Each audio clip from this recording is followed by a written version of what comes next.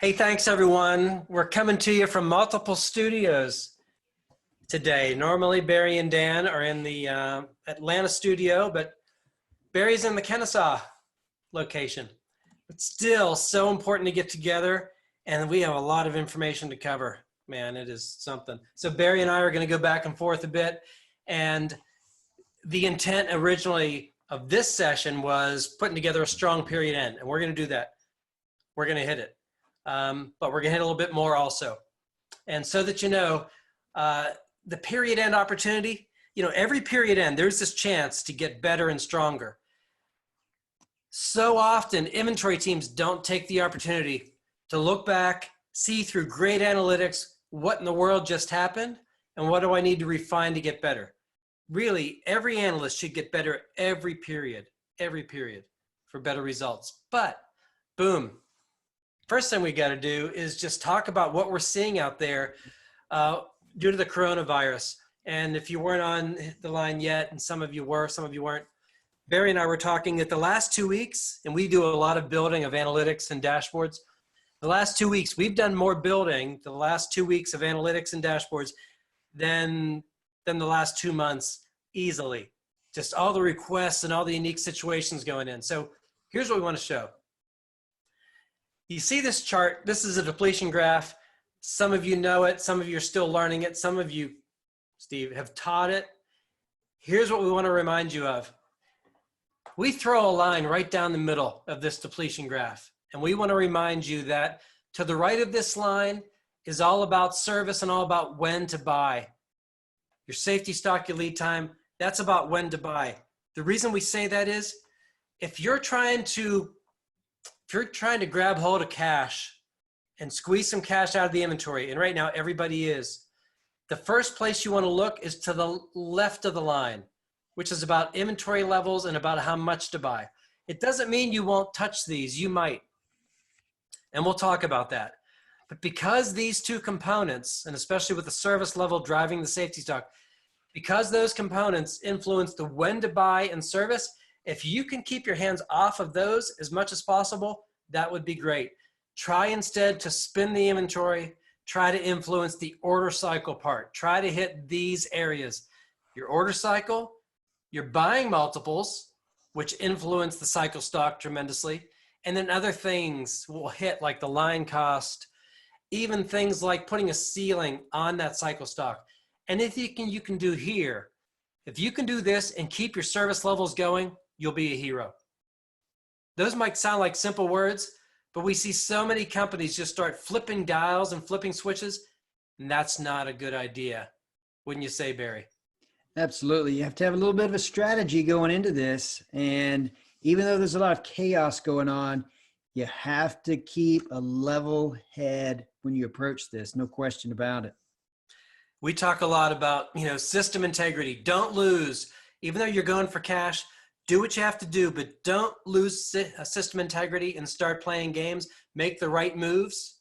And of these components, obviously, the biggest one being impacted that you have to react to and you have to try to continue to tell the truth on is the demand forecast. A lot of people forget. That's what this is. You're trying to describe, seasonally adjusted, how this line is going to deplete. And right now, that might be all over the place.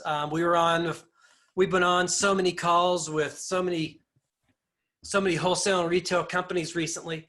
And the one big chief supply chain officer was telling his team, don't worry about being wrong as you make changes to the forecast. You will be wrong. We just want to be the least wrong possible. So Barry, you've been on the phone with a bunch of companies. What are some of the ways that they're going in on more of a macro basis, a mass maintenance basis, in telling their systems life's going to be different in terms of their demand in the coming weeks and even months? Oh yeah. I mean, we have seen, gosh, we could do a separate call on this, but we've seen businesses where they've got segments of their business are taking off and just they're seeing unprecedented demand, but they're also seeing the same business. They're seeing a different segment that's basically dying or dead. Now they're hopeful that that will come back. So for example, if their customers are restaurants, the volumes they've gone up or they've dropped significantly. They've gone way down, 70, 80, 90% reductions. But at the same time, if you look at maybe a grocery store, the volume has increased 200, 300, 500%. Now, Yeah.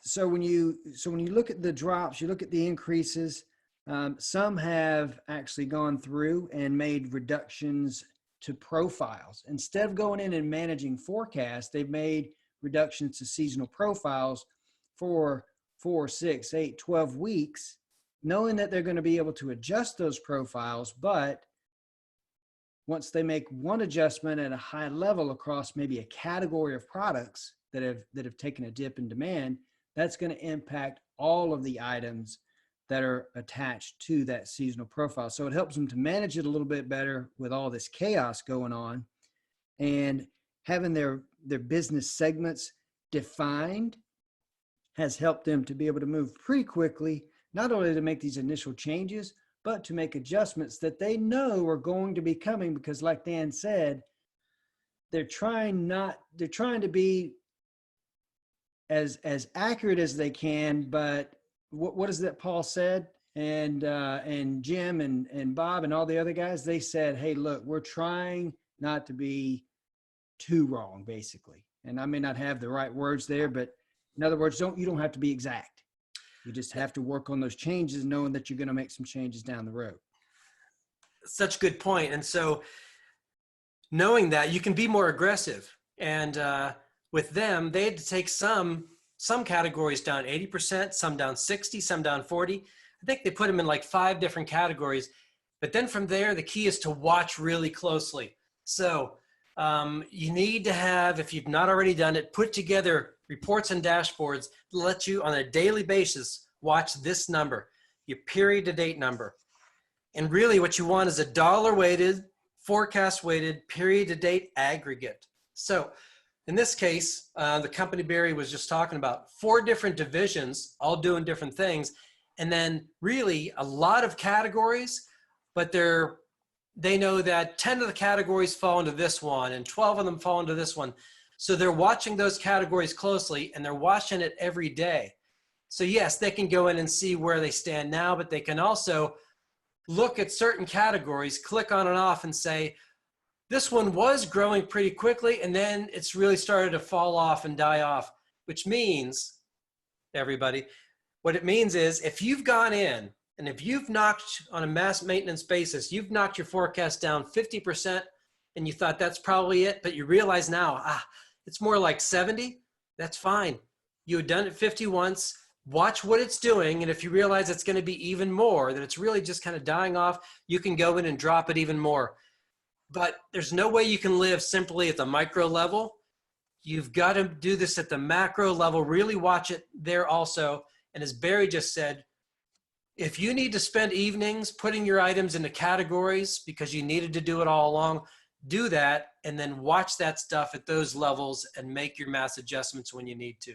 Yeah, it's so critical, because we have companies we're working with now, they are scrambling to get the right information in those in logical groupings so that they can make these changes. So that's delaying even more and more, which is costing them time and money and energy and effort that if they would have had them set otherwise, it could be hitting the ground running with making, whether it's a forecast change or, like I said a minute ago, seasonal profile adjustment, or even using events and describing an event curve.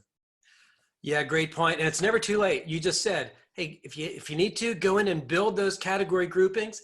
And don't forget, there's micro level also. You can still watch item by item and see which items are not following the pattern of the category, and watch some of these extreme period to dates, that are doing, we're at this point for a lot of people about 60% of the way through a 4-week period, but they've got items that are 200%, 300, 500% and more above what they normally do. And you watch at the category, but you watch at the micro also, and make sure it then delivers to you these nice types of pivots to help you, make these decisions. So Barry, I know you built most of these pieces. As we said, that's the demand forecast line, but we want to talk about some other key moves. Here's a great view. This is a view where you can look at all of your vendors, and I'm seeing right here, I'm seeing my suppliers, my number one all the way down through, and this is basically telling me, all right, it kind of makes sense. My fastest, my big ones, I'm buying every 7 days, every 7, every 8, but then find those ones that for some reason, they're at a much higher number, 16 days. Wow, I would expect this to be more like a 9 or 10 day order cycle. 24 days. Wow, I would have expected this to be at about a 12 day. And maybe there was some reason at the time, but in these times, that reason likely goes away. Or maybe there was a bracket that I needed to hit that I'm just not even going to try to hit. For most companies we talk to, they're foregoing forward buying. They're foregoing some of the bracket breaks, and they're just buying only what they need to buy, and they want to spin the inventory. So if you can go through quickly and find those suppliers where the order cycle needs to come down just to fit in more logically with your cash flow situation, make the change fast before the team continues to buy. Okay. And you know what? And for us, because we've taught a certain way so many years, all different levels, for us, even breaking out of the traditional way that we have taught it has been a little bit difficult, the thinking, but it's the right thinking when you have this chaos and this extraordinary demand, either up or down, that is likely to never happen again. Yeah, and remember, we're to the left of that line. This is the how much to buy, right? And so we're trying to spin the inventory more. We're trying to spin the inventory more. For most of the companies we're talking to, they're saying, hey, my receiving team, they have more time to receive because we're not pushing product out the door as much. So you got to kind of do the balancing on where your labor sits and what they're able to do. And one of the other pieces of this, Barry, is of course, people forget buying multiples are such strong drivers to the order cycle. So Right. You might have the order cycle set a certain way, but what does your buying multiple picture look like? So for this company, and this is a food organization, they wanted to see, show me my A items where my demand is high, and for them it was like more than 10,000 a month in demand, but my average buying multiple in days was above 10 days or 12 days, some number like that. And so for that group of items, 876 items, they said, great, this is our quick target group. We're going to go in. If we were buying to a pallet before, like was the case here, current buying multiple at 1,000, I was buying to a pallet. I'll start to buy to a layer of 200, which will bring the buying multiple in days down from what was 23 days, down to, less than a week. And they've made those changes, made those moves, and they are spinning the inventory, and it's good moves. Yeah, and so many companies that we've worked with, they do a great job in this area. They are really good at managing their multiples, but they're taking this opportunity to even fine tune more. Now, there are some that look at analysis like this and they realize, oh, we don't have the proper cases, layers, and pallets defined. So that's one aspect of it. And a third aspect of it, in addition to what Dan was saying, is they are finding items where, because the demand is taking off and is so great now, they should be buying in a pallet. And then on the other end of that spectrum, same company their business is dropping so low, they realize we were buying in a pallet, but now we really should be buying in a case, if buying at all. Yeah. Yeah. So here's why we stress it. For many of you, if the buying multiples are set high, it's influencing your buying more than the order cycle. A number you should always know is, what's my dollar weighted average buying multiple in days? What is it for the company? What is it for a category? What is it for a buyer? And then you'll know if every time you buy, if you're topping off too far. A lot of you remember we went through just this scenario itself and watched a company last year drop inventory about 25% just by making adjustments to the buying multiples. It's such a valuable exercise to do. We would spend more time there, but of course we got a lot to cover. So Barry, we said earlier, we want to avoid changing service levels and dropping them if we can. But for some companies, they're saying, okay, we're making all the moves to spin the inventory, but for cash flow reasons, we are willing to drop service goals if it means continuing to pay our analysts and keep them on board. And we say amen to that. So here we took a company and we said, let us show you your makeup. And we did it in terms of dollars.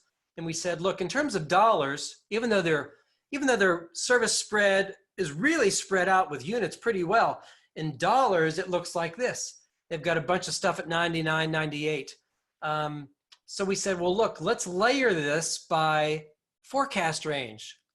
And then we clicked off these faster movers and we said, let's just look at the slower movers. And we were able to show them, look at the red and the green and the blue especially. You've got these slow moving items, 0, 0 to 1, 1 to 10. Let's take these and let's move them down here into the low 90s. And they've done that. And let's take these and move them down also. They basically have taken all of the 0 to 10, moved them, pushed them way down. You might say, why were they here in the first place? Well, some were private label, some were reasons that just image-wise, they wanted them higher, but now financially, they're pushing them down where they say, let's just go with really kind of logical ABC types of moves. So our suggestion is do what you can.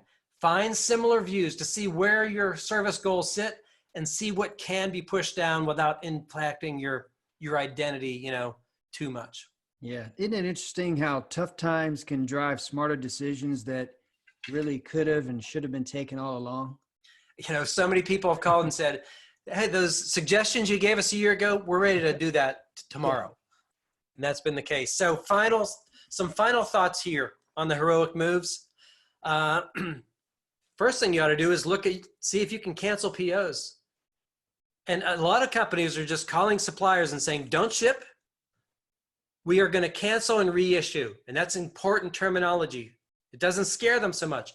We're going to cancel and reissue, which is honestly easier to cancel and recalc and rebuild than trying to go item by item and make adjustments to each one, right?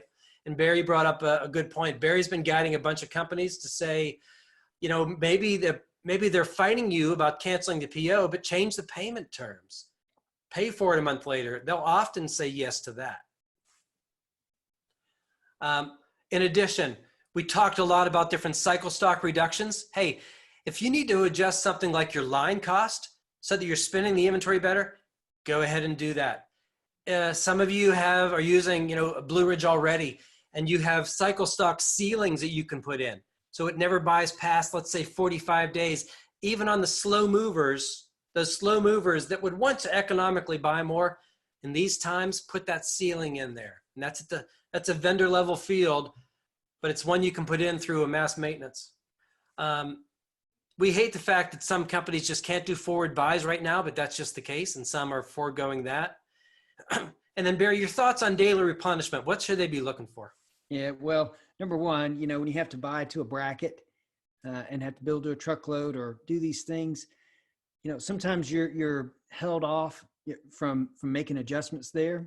So you have to kind of buy like that. But where you can forego or wait another day or 2 or 3, or simply just buy to the need and not do any elaborate rounding, you'll have some opportunities there. Sometimes you just won't have that opportunity, and that means, hey, we're gonna buy later.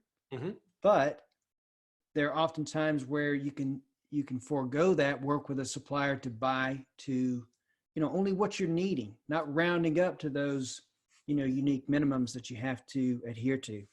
That's a great point. Their eyes should always be on that little piece that shows how many days are being added, and it should scare them if it's over just a few days. It's their cash now. It's their own business is how they ought to think about it.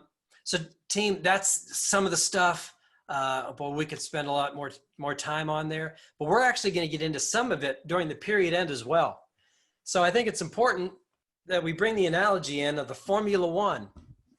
And Brandon at Blue Ridge got me hooked on the Formula One series on Netflix, and I've watched both seasons, and boy, what a reminder, because you've got that driver in the car, and that's the analyst, but then that car comes in for pit stops, and especially overnight, especially between a time trial and the race, they go in and they fine tune the engine, and they refine the transmission settings, tire adjustments, all those things.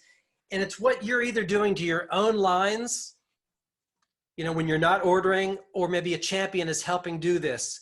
And basically, we've got companies right now that are basically saying, hey, we want our team to buy, but we're going to take a few stars and we're going to put them in a champion role for the next couple of months. And somebody's going to own forecast management, and somebody's going to own lead times. Same thing with order cycles and buy mults. And it's a great view, because whether you're managing your own lines or you're helping somebody else, really all of that refinement you do, that lets the orders go automatically and be smarter and smarter. And that's the mindset we're going to be in. So with that, period end. We're huge fans of doing this big.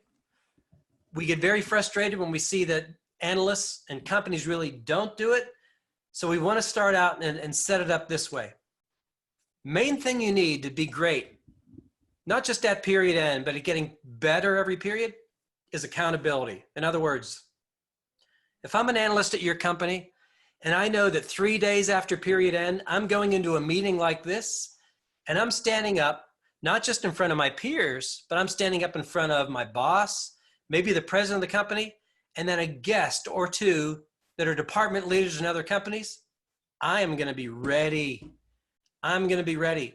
If I don't have those things coming, that's when period end work dies off, when you don't have something you're pointing to. So that needs to be in place. And if you don't yet run a period end meeting, know that that has to change. It will change results in a big way if you commit to doing it in an atmosphere like this.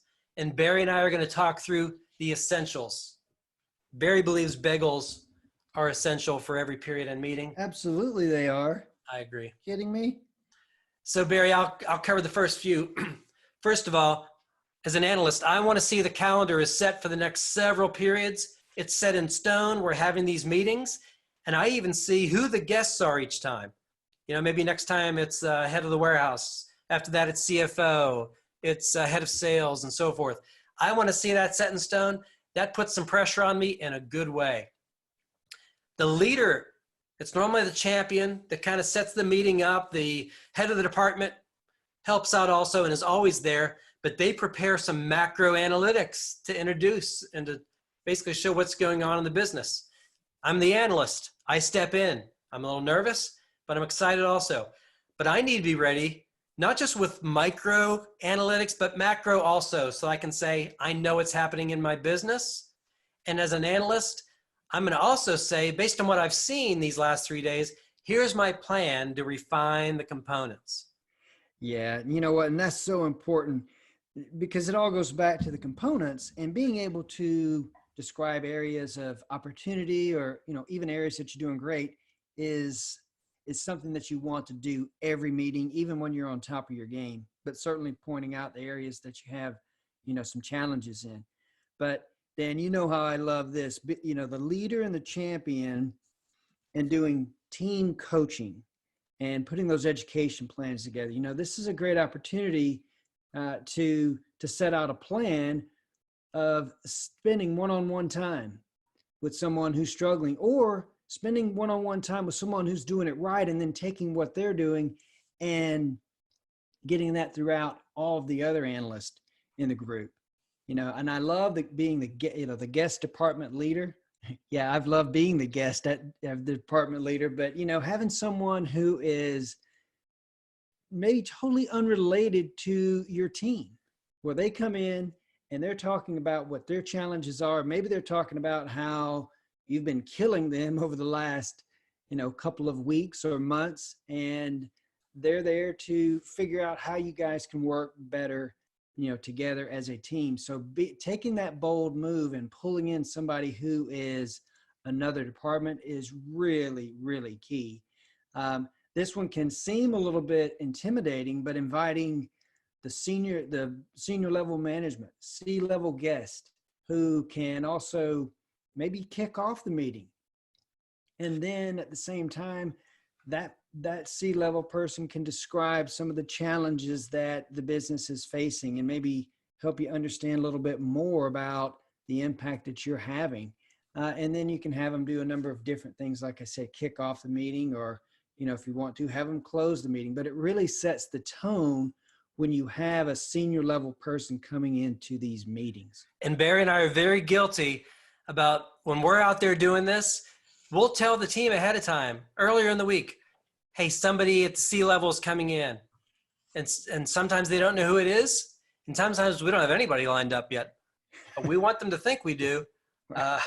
And they're wondering who's going to walk in that door. But boy, they are ready for whoever walks in that door. So it works. Well, it does. It helps. It ups your game. There's no question about it. Hey, Barry, a couple of the other essentials is I know some of the companies, they have these huge posters or canvases with the 7 steps of buying, the depletion graph right up there in the wall. And they have to be in that room every time for the meeting. No questions asked. We need them, so we know they need them. And as you get started, just as a reminder, it's a numbers thing. You want to make sure as everybody comes into that meeting that they are numbers focused with this mindset. If you don't know your numbers, you don't know your business. But boy, when somebody knows their numbers, it's a beautiful thing. And we always suggest come in with the business overview mentality. So I'm an analyst. I'm walking in the door. Yes, first I sit and I listen to the leader, and then it's my chance and I stand up and I give the business overview. And it might be the same template, something like this, and maybe the champion or maybe the head of the department already went through this at the company level, the team level. And now it's my turn to say, okay, and here's my business. I have 50 million on hand, this much on order. Here's my SKU count. Here's the attributes of my business. Here's what's been going up. Here's what's been going down. And for what I know, here's what I need to do next. And then, of course, where are my key numbers? What's my dollar weighted safety stock, lead time, and order cycle? Once you have these numbers, it's amazing how you know your business and you know what needs to adjust. We've seen companies, or we've seen analysts. We had one last week that over a 3-month time frame took their average buying multiple in days from 19 to 8 and became a hero because of the inventory reduction. We want to make sure everybody comes in and says, I know my numbers, here's my business. And I'll tell you, when they're doing that and you've got the CFO in the room, that CFO is impressed that they're sitting and listening. Yeah, that CFO will suggest who comes in next as a guest. Before you know it, the inventory department is running meetings all the time and leading them, across the company. Yeah. Isn't it great when we see someone, and we've seen plenty of these in action, when someone can easily get up and articulate and say, hey, you know what? My lead time over the next 3 weeks is going to go up by a couple of days. And that couple of days is going to influence the safety stock by X number of days. And that's going to cause us to have a couple of additional millions of dollars in inventory. So just being able to understand how an increase in one component will drive the inventory dollars in another, or the service, or the, just all these different things. And it's really nice. And it's just a beautiful thing when you see someone articulate that. Yeah, Barry, and think about that. So the CFO says 2 additional days. What do you think that'll do? Well, we don't have to wonder what that'll do. 1 day is $600,000. So it's going to be 1.2 million additional dollars of inventory. That's a number, and we've shared this on previous sessions, that everybody should know, and every executive should know. For our business, what is 1 day of inventory? Because as we drop or go up or whatever, they should know what it's going to mean. By the way, if that CFO is in the room, somebody high up should deliver, and this is obviously just a Google found sample, somebody should deliver some financial info on the company. How did we do last period? What's our financials look like? Hey, if we're a private company, fine, you can't share everything, but what are you willing to share about things? Because then I'll know how my business relates to the business, and I will start to make sure every one of my reports is pointing towards the same types of numbers. So that's what we want up front, is the business overview. That sets everybody in the mode of being a business leader. Well, it does. And when you talk about, for years, we've talked about the influence that we have on other people in the organization and the impact that we have on the bottom line. And most we just assumed that everyone knew what the bottom line was, but having someone come in who's a senior level person who can describe the impact that you have on the income statement, and you see those components and you hear someone talking about that to you and your team, it's really inspiring. And when you're inspired, you want to make good decisions because you know you can influence the cash that the company can make. That's it. And so imagine you're standing up, you've delivered, Barry, that business overview, you've tied it to the income statement, and now you're going to show what you know about your business. So we beg everyone to go well beyond what we all used to do, where we would say, oh yeah, we hit 97.5 or we hit 97%. And I can tell you that my top 5 vendors did this and my top 10 items did that. And so, if I had some problems, it was these items and those vendors. No. We are all much smarter than that now. Analytics show us that these problems happen in patterns. They happen in inventory sectors. Learn those sectors, put them into groups and display them. I should see how much do slow items make up of my business? How did I do last period compared to my goal? Oh, I missed my goal by almost 2.5 points. How did I do on, long lead time items? How about seasonal? How about new? Or how about a mix? What about new items that are slow moving? How did they do? And what you'll find is where you're missing. You might say, well, we have one analyst. He or she misses by a point or by 2 points all the time. And we had that exact call 2 weeks ago. I have this one analyst always misses. Okay. We went in and looked at this stuff and we found the exact patterns that they were always missing. And so it was like saying, well, just know that she's going to miss next period also. And here's where she's going to miss it. New items are 5% of her business. She's going to miss by 10 points because she does every time and so forth. And once you find those sectors, you can work on the sectors. And that's what we need to do. You kind of imagine it this way. Break down as many sectors as makes sense. Yes, I hit 97 overall. How did I do on A items, slow, seasonal, and any mix, any combination? And really by viewing all those combinations, I mean in true analytics, not in a dashboard like this. This is 15 years ago. In true analytics, like we're about to look at, know where you missed. We can all help you. Blue Ridge team will help you say, oh yeah, that's where everybody misses. You should know that that's a sensitive area. And we'll hit some of those in just a minute. But this is the path we need to be on by understanding our inventory sectors. You start to present those sectors to the team and to the C levels, they'll be very impressed.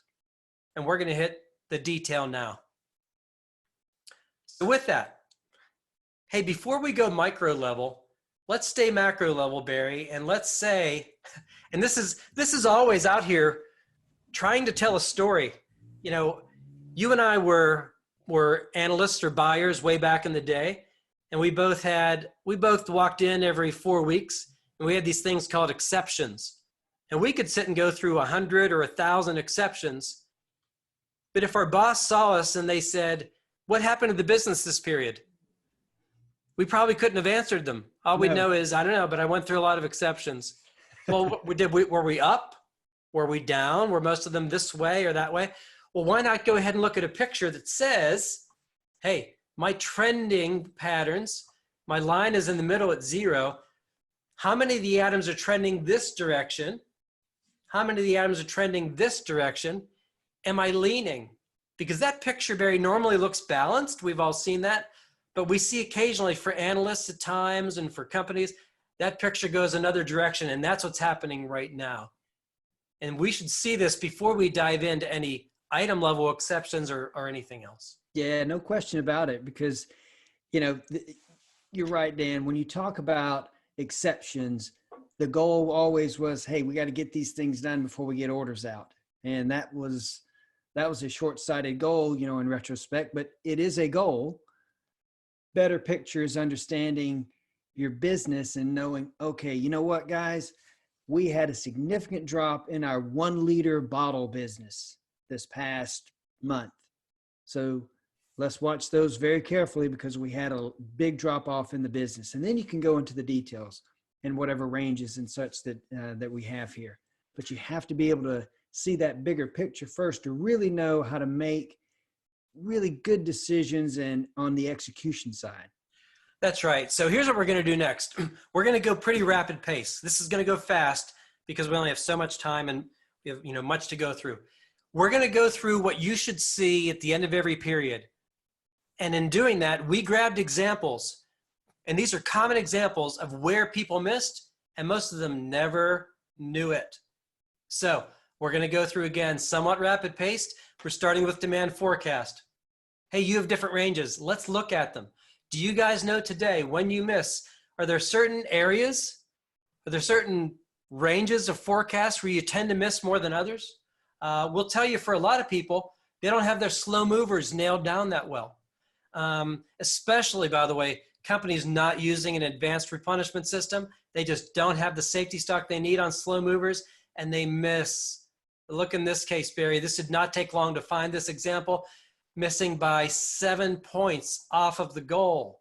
So we didn't do this just saying, hey, they hit this number or that number. We had to do it based on the goal because they have different goals for all these ranges. So again, this is in a season where they're missing, and that's not normal, but are they missing on some much more than others? And the slower movers are the culprit. And especially if you're not on a Blue Ridge type of system, this is going to happen because you don't have enough safety stock. And so that's the first thing we'll show. Our main question is, are you seeing this? And if not, start to watch, start to analyze every period, what you're doing here. And if you're at champion level, and I'm looking across a team of, let's say, 6 buyers, this is a great view because now I can see the same thing, but now I can look at that blue area, Barry. The 1 to 10s, yeah. Are we missing? Some are missing really badly, and it's pulling everybody down. But here I can line up and realize, okay, do I have a problem at the buyer level or do I have a problem at the range level? And from what I learned, I'll know how to attack. That's forecast. Sticking with forecast, this is one of the first things we think you should always look at. How'd you do on your seasonally profiled versus non-profiled? And Barry, we always see this where they've taken the time, to put the right profiles in. They perform much better to where they don't. And for this analyst, such a common pattern, we'd like to see, we know this analyst, we know their business, they should probably have 3 times as many items with profiles. But the good news is where they have them, they're hitting so much better. And this is something we see all the time. And Barry, I know you see it, this gives you good feedback. So if I say, well, I was hesitant to add more because I'm not sure how I'm doing. Well, no, put them in, monitor how you're doing like this. And then if you're doing well, keep adding. Yeah, it's a big confidence booster. Certainly is.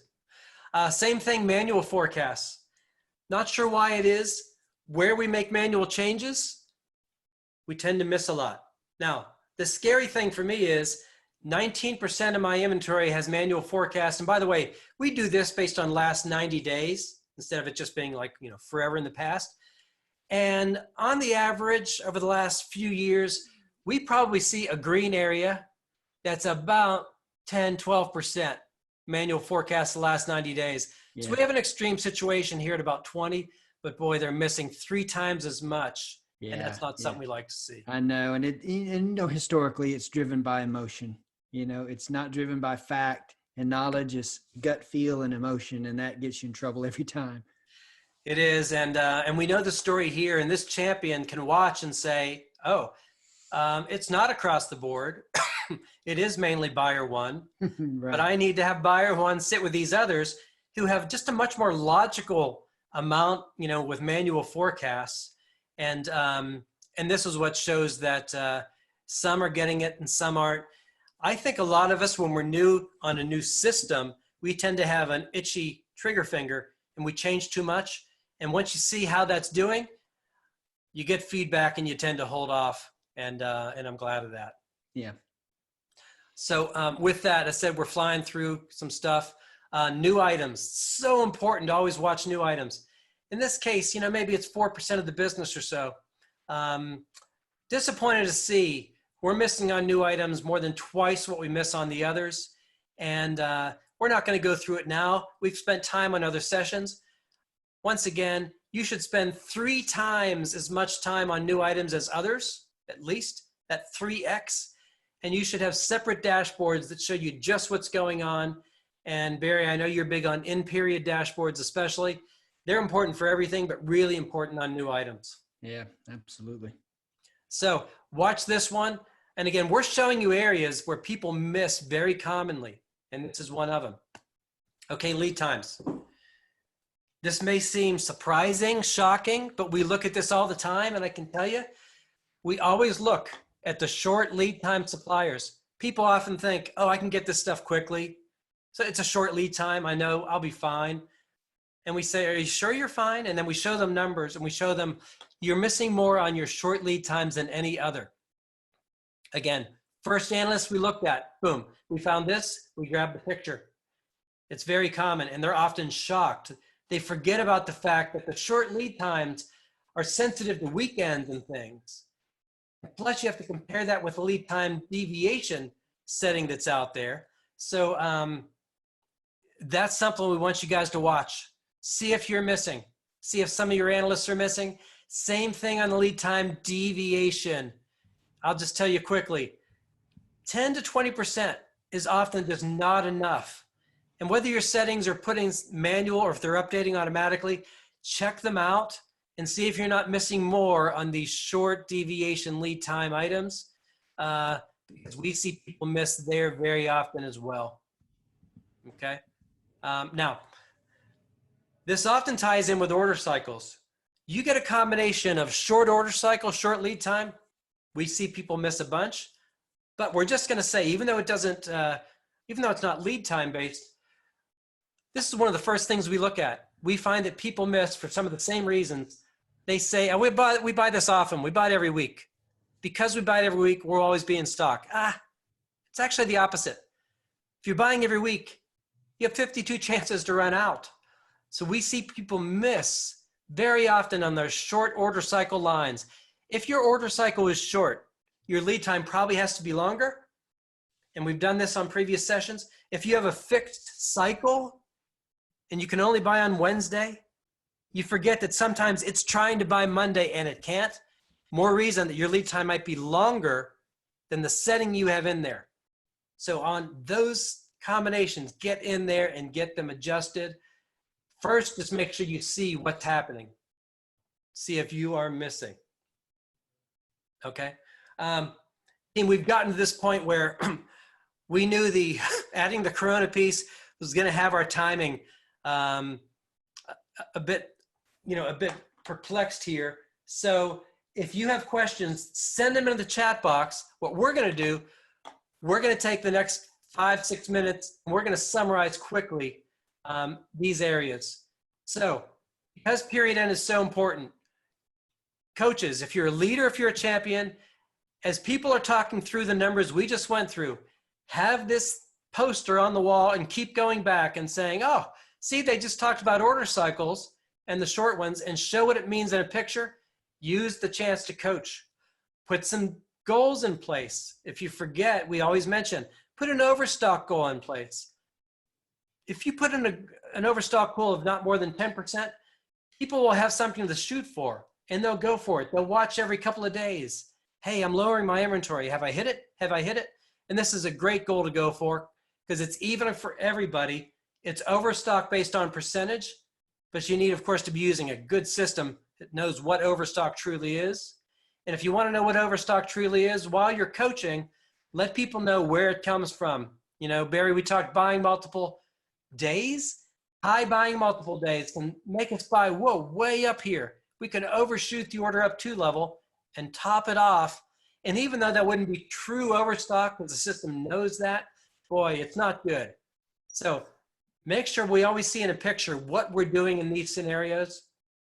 And as a reminder, even when we're not in Corona mode, at the end of every period end meeting, you guys should just say, okay, not only are we going to coach this next 4 weeks in these areas, but these next 4 weeks, the journey stop is going to be buying multiple strategy. It's so critical.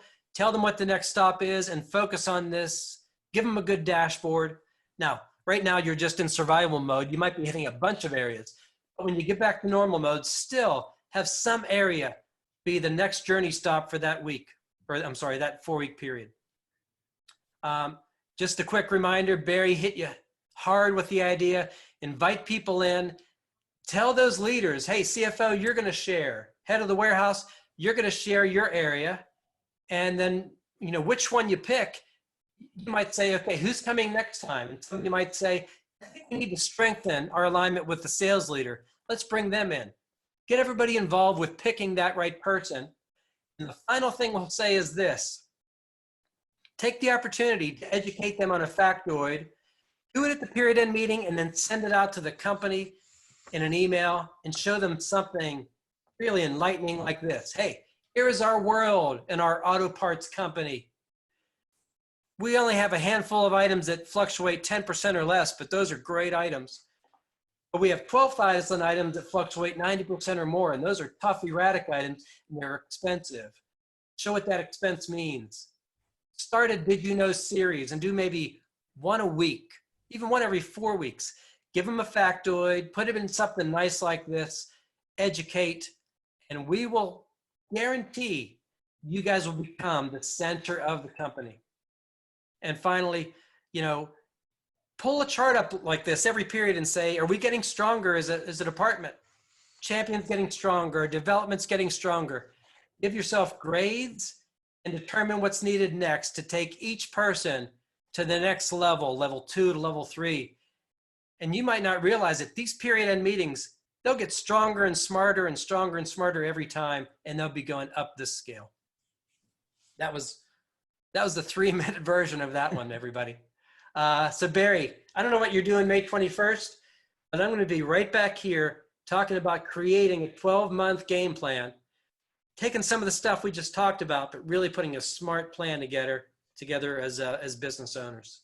Yeah, I think I'll be here, so I'm looking forward to it. Well, I'll be here with you.